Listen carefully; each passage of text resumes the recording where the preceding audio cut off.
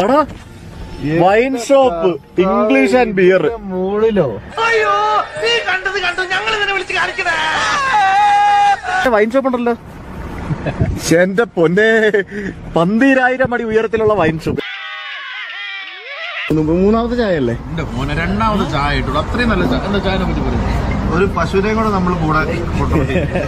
Oh my dear guys, why is here when I am here?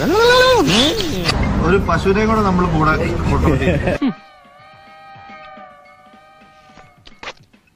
നിങ്ങൾക്ക് 1 ലക്ഷം ആയില്ലേ? അതിന്റെ ചെലവ് നമുക്ക് ഡൽഹിയിലാക്കണ്ട, ഇവിടെ ആക്കാം. വേണ്ട. ഹാനിക്കാരുടെ ട്രീറ്റ് ഇവിടെ ആക്കിയാലോ, ഡൽഹിയിലാക്കണ്ട. 1 ലക്ഷത്തിന്റെ ട്രീറ്റ്. എനിക്കിപ്പോ മൂളിൽ നിന്ന് ഒരു ടെന്റ് സംഘടിപ്പിച്ചാൽ ലോൺ അടിച്ച് കിടന്നോളാം. നന്ദിയുണ്ട് സാറേ, നന്ദി. നന്ദി മാത്രമല്ലേ.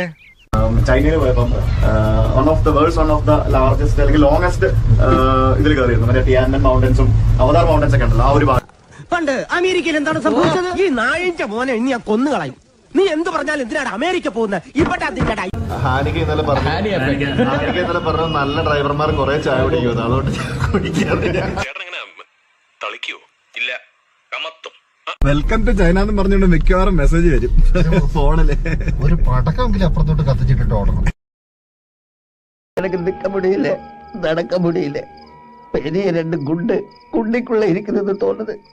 நான் இப்ப சாவு பாபா. മലയാളികൾ അഭിമാനിക്കേണ്ട ഒരു കാര്യം കൂടിയാണ്. World car of the year W കോട്ടിയുടെ ഒരു ജൂറി മെമ്പർ ആണ് ഹാനിക.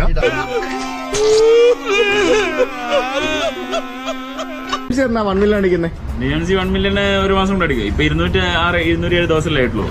അതെ അതെ, ഒരു ചാടയില്ലാത്ത മനുഷ്യനാണ്. ഇതൊരു സിമ്പിൾ മനുഷ്യനല്ലേ? നിന്നെയൊക്കെ പേടിച്ചിട്ടാണ് കോപ്പയാം ഷൂട്ടിംഗ് മദ്രാസിലേക്ക് മാറ്റിയത്. ചന്തു പോ. അയ്യോ സാർ, ഈ കഥ ഞാൻ കേട്ടത്. ഇതൊന്നും ശരിയാ.